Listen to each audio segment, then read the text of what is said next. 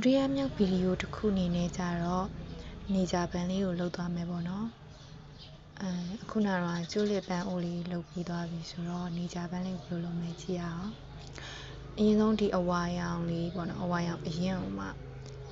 6ချောင်းလိုပါတယ်ပိုက်ကလင်နာ6ချောင်းလိုပါတယ်တစ်ချောင်းယူပြီးတော့ဖြတ်လိုက်မယ်ပေါ့နော်ဖြတ်ပြီးတော့နှစ်ခုကိုဒီလိုမျိုးခောက်ချိုးလေးချိုးပြီးတော့ကွေးလိုက်ပါမယ်ကွေးပြီးတော့တေချာလေးလိမ်လိုက်ပါမယ်အသေးပုံစံလေးပေါ့နော်ယုံနရွက်ပုံစံလေးရသွားပါမယ်အဲ့လိုမျိုးဘယ်နှခုရမလဲဘယ်နှခုလောက်ရမလဲဆိုတော့12ခုတိလောက်ရပါမယ်ဘာလဲဆိုတော့6ချောင်းကို2ပိုင်းဖြတ်ထားဖြစ်တဲ့အတွက်ကြောင့်မလို့12ပိုင်းဖြစ်သွားပါတော့အဲ့ဒီ12ပိုင်းကိုမှဒီလိုမျိုးပုံစံလေး12ခုလုပ်သွားပါမယ်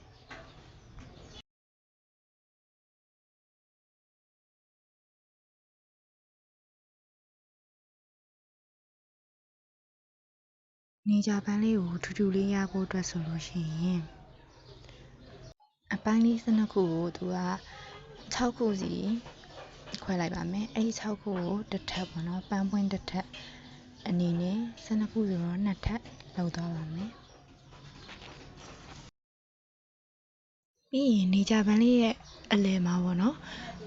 အညိုရောင်အဝိုင်းလေးပါလေအဲ့လိုဝတ်ဆန်လေးအဲ့လိုမျိုးလေးကိုထုံးစံတိုင်းအရင်ဗီဒီယိုမှာပြထားတဲ့အတိုင်းလေးပဲ cube ပတ်ပုံစံလေးအဝိုင်းလေးလုပ်ပါမယ်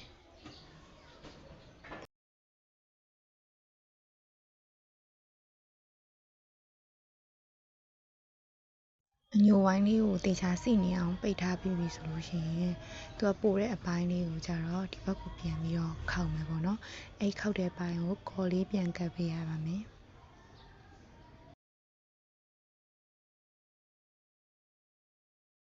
ကော်ကတ်မယ်လို့စဉ်းစားလိုက်လို့ရှိရင်ကော်ကန်းကို9မိနစ်လောက်ချိုးပြီးတော့ဖွင့်ထားလိုက်ပါဘာဖြစ်လို့ဆိုတော့အဲ့လိုဖွင့်ထားတော့မှာပေါ့နော်စောင့်နေရမလို့ပဲနဲ့တစ်ခုလုပ်လို့ရပါတယ်ဒါကကြတော့ပန်းရဲ့အောက်မှာရိုးတံနဲ့ဘယ်လိုပြောမလဲပွင့်ခံလို့ပြောရမှာအစင်းခံလေးကွာအဲ့ခါလေးလုပ်မလို့ပေါ့နော်အဲ့လိုခောက်လိုက်ပြီးတော့ချိုးလိုက်ပါတယ်ဟိုဘက်နဲ့ဒီဘက်နဲ့ပထမဆုံးချိုးလိုက်တဲ့ဟာကိုအလဲစင်တာထားပြီးတော့ဟိုဘက်နဲ့ဒီဘက်နဲ့မှာလည်းအဲ့လိုမျိုးအဝိုင်းလေးနှစ်ခုလိမ်လိုက်ပါတယ်အဲ့ဒါမျိုးနှစ်ခုလုပ်မယ်ပေါ့နော်အဲ့ဒီနှစ်ခုနဲ့သူကထောက်တိုင်အနေနဲ့ပြန်ပြီးတော့ပန်းနဲ့ကတ်မှာဖြစ်ပါတယ်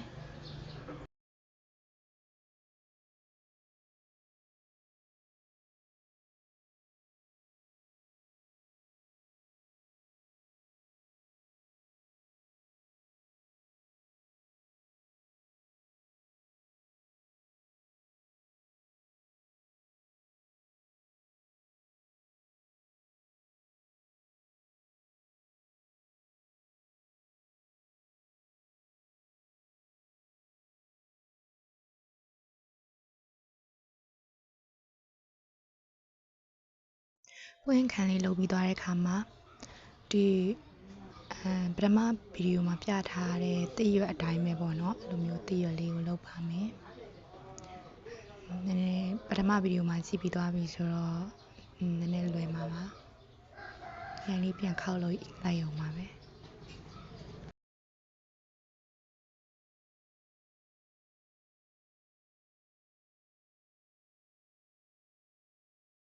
သစ်ရွက်လေးလုပ်ပြီးတိုင်းမှာ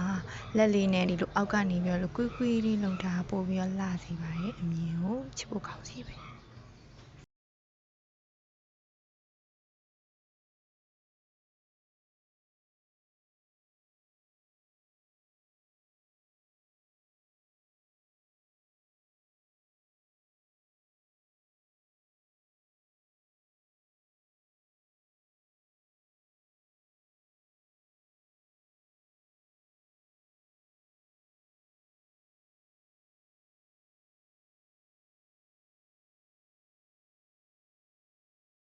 ပစ္စည်းအားလုံးစုံပြီဆိုတော့ကော်ကတ်ဖို့အတွက်စပါမယ်အရင်ဆုံးအလဲကအညိုဝိုင်းလေးကိုအဆုံးပိုင်းအစလေးကိုပေါ့နော်ကော်လေးနဲ့ပြန်ပြီးတော့ထိန်းပြီးတော့ဖြီးလိုက်ပါမယ်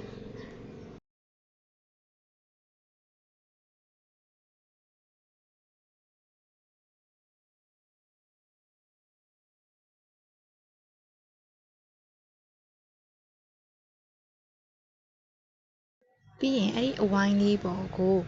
ခုနလောက်ထားတဲ့ပွင့်ပတ်လေးအသေးပုံပွင့်ပတ်လေးတွေကိုနည်းနည်းလေးဖြဲပြီးတော့ပေါ့နော်ကတ်ပါမယ်ဒီတိုင်းလေးဘေးအစွန်လေးတွေမှာပေါ့နော်အကုန်လုံးညီအောင်လို့တိချာလေးကတ်ပါမယ်ချိန်ပြီးတော့ပေါ့နော်အမြင်လှတယ်လို့မျိုးလိုက်ကတ်ပါမယ်ဘယ်နှခုကမလဲဆိုတော့အရင်ဆုံးပထမတစ်ဝိုင်းမှာပထမ round မှာ6ခုကတ်မယ်ပေါ့အဲ့ဒီ6ခုကိုကြတော့3ခုကိုပေါ့နော်တဝက်စဝိုင်းချမ်းတဝက်ဖြစ်အောင်လို့ကတ်လိုက်ပါမယ်အဲ့ဒါမှနောက်ထပ်3ခုနောက်ထပ်စဝိုင်းချမ်းမှာကတ်လို့ရမှာဆိုတော့လေအလဲတဝက်ကိုမျက်လုံးနဲ့ကိုပါတာကိုပုံဖော်ပြီးတော့3ခုအရင်ကတ်လိုက်တယ်ပြီးတော့လို့ရှိရင်ဇန်နဲ့တဝက်မှာ3ခုကတ်ပါမယ်အဲဆို6ခုဖြစ်သွားပါပြီ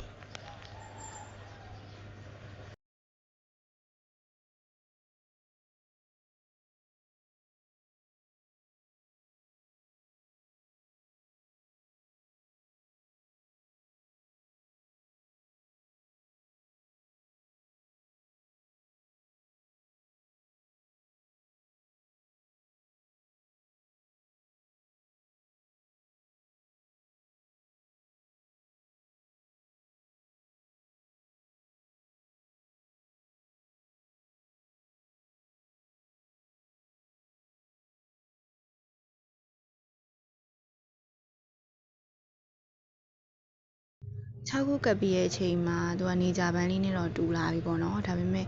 လှလှလေးမဖြစ်သေးဘူးသူကထူထူလေးဆိုမှပို့ပြီးတော့လှတာဖြစ်တဲ့အတွက်ကြောင့်မို့နောက်ထပ်6ခုကိုဒီအပြင်ကနေမြင်လို့ရှိရင်အနောက်ကနေထပ်ကပ်ပါမယ်အဲအနောက်ကနေကပ်တဲ့အချိန်မှာဒီပထမကပ်ထားတဲ့အချောင်းနဲ့ချောင်းရဲ့ကြားထဲမှာနောက်ထပ်အချောင်းနဲ့ချောင်းကပေါ်နေရမယ်ပေါ့ဒီဘက်ကနေကြည့်လိုက်လို့ရှိရင်အကုန်လုံးမြင်နေရမယ့်ပုံစံမျိုးလေးကပ်ပါမယ်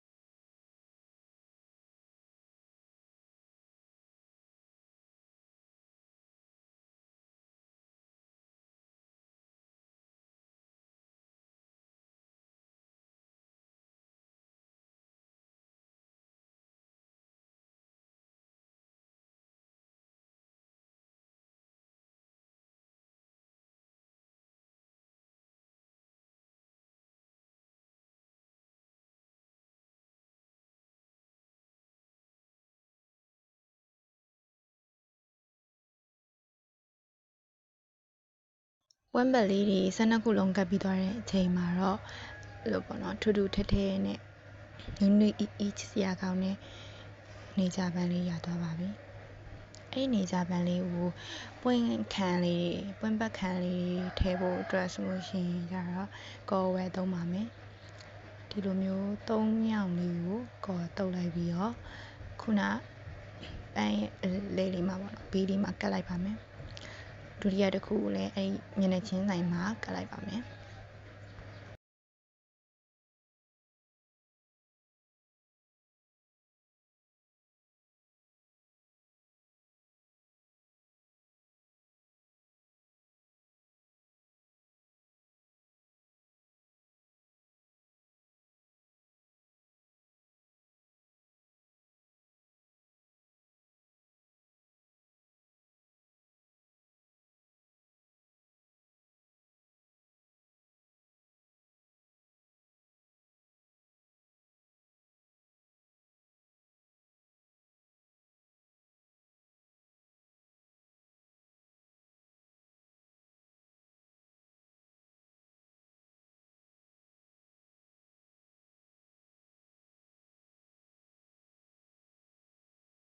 ပြီးရင်ပွင့်ပတ်လေးတွေကိုကော့လေးဖြစ်အောင်လို့ပေါ့နော်လက်လေးနဲ့ကွေးလိုက်ပါမယ်ရှည်ပိုင်းလေးကိုကော့လေးပေါ့နောက်လေးကိုနည်းနည်းဖြန့်လေးဒါမှမဟုတ်ကအဖြန့်တိုင်းပဲကြိုက်တယ်ဆိုလို့ရှိရင်လည်းအဖြန့်တိုင်းပဲပေါ့နှစ်ခုလုံးကွေးစင်တယ်ဆိုလို့ရှိရင်လည်းကွေးလို့ရတယ်ပေါ့နော်ကြိုက်တယ်လို့အဆင်ပြေတယ်လို့လုပ်လို့ရပါတယ် နေကြပန်းလေးပြီးပြီဆိုရင်အရွက်ကိုကြတော့လေအဲ့လိုမျိုးခွနေတဲ့ဖက်ချမ်းနေပြီးတော့ခုနပင်စီကိုလိန်လိုက်လို့ရှိရင်လည်းရတယ်ဒါမှမဟုတ်လို့ရှိရင်ကော်နဲ့ကတ်လိုက်လို့လည်းရပါတယ်အိုးလုံနီးကပထမဗီဒီယိုမှာပြထားရဲဆိုတော့မပြတော့ဘူးပေါ့နော်ဒါဒီမှာဆိုလို့ရှိရင်ဖော်လေးထည့်လိုက်တယ်ဖော်လေးထည့်ပြီးတော့ထုံးစံတိုင်းအပေါက်ဖောက်ပေါ့နော်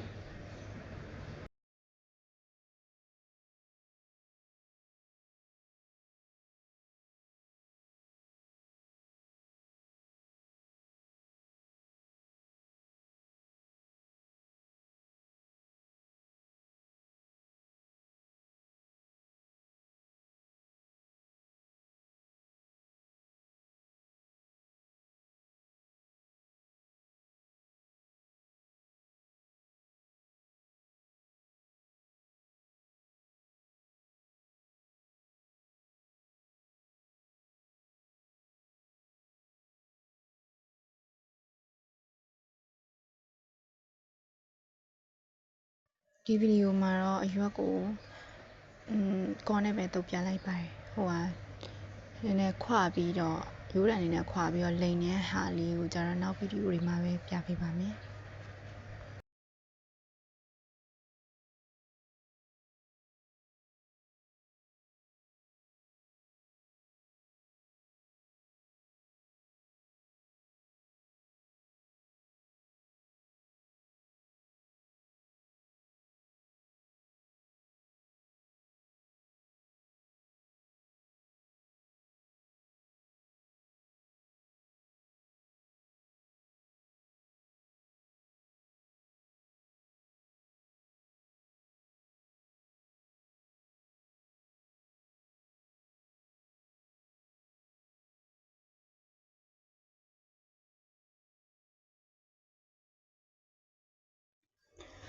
ပြီးတော့နောက်ထပ်အဖူးလေးလုပ်ပါမယ်ပေါ့နော်အဖူးကကြတော့ပထမကျူးလစ်ဗီဒီယိုမှာပြထားတဲ့ကျူးလစ်ဖူးလေးလုပ်နည်းကိုမှတ်မိကြမယ်လို့ထင်ပါတယ်အရင်ဆုံးပန်းပွင့်ပုံစံလေးလုပ်ပြီးတော့မှအဖူးလေးတွေအငုံဖူးလေးတွေလုပ်ပြီးတော့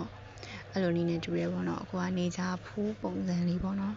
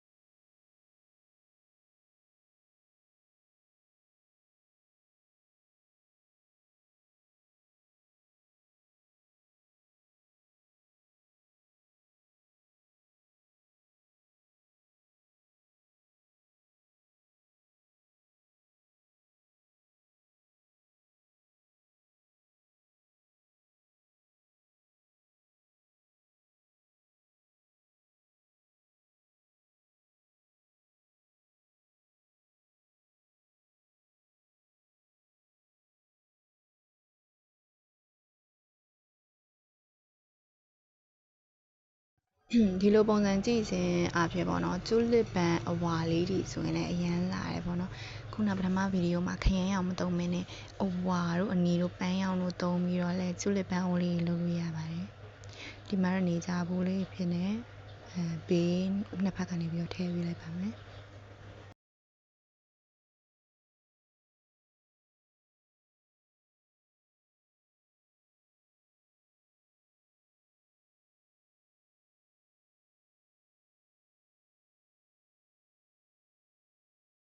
ပြီးရင်တော့ရိုးတန်လေးနဲ့လေအလိမ်လေးပုံစံရေလိုင်းပုံစံလေးလှုပ်လိုက်ပြီးတော့အတွန်လေးတွေနဲ့မြက်ခင်းစိမ်းလေးဖန်တီးလိုက်မယ်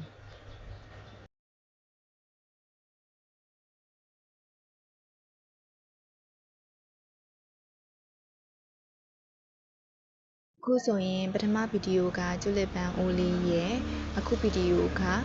နေကြပန်းအိုးလေးရဲ့ဆိုပြီးတော့2မျိုးလုပ်တတ်သွားမှာဖြစ်ပါတယ်။ဒါလေးကတော့အလှပြန်စင်တာပေါ့နော်။အဲဒီနေရာမှာတိုက်တာလုပ်လို့ရပါတယ်အလှစင်တဲ့နေရာမှာ။ဒီမှာတော့အလုံးလေးလုပ်ပြီးအဆုံးသက်လေးကိုတေချာလေးပြန်ပြီးတော့ဖိလိုက်ပါတယ်။